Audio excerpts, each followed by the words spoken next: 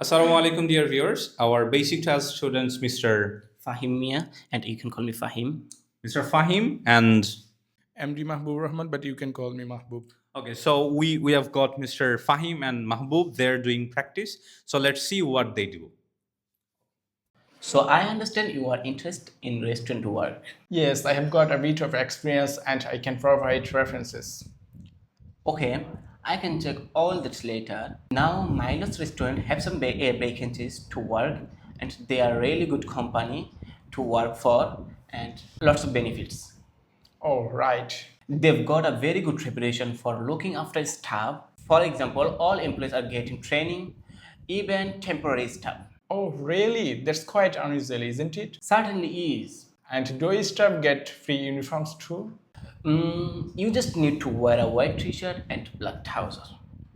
So I guess not. But another benefit of working for a big company like this, that you can get a discount at any of their branches. Even at weekends? No, but you will be working that anyway. Oh, yes, I suppose so.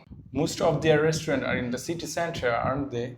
So easy to get to by bus. Yes, that's right. But if you have to do a late shift and finish work after midnight, the company will pay for you to get a taxi home. I probably won't need one. I think I would use my bike. Okay, now they do have some quite specific requirement for the kind of person they are looking for. Oasis is a young dynamic company and they are really keen on creating a strong team. And it's really important that you can fit in and get on well with it. Yeah, I've got no problem with that. It sounds good actually.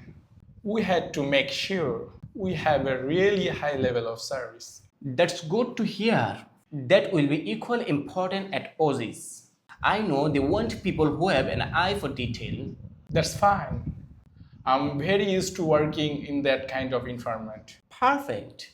So only other things that require is good communication skill. So you will need to have a certificate in English. Sure,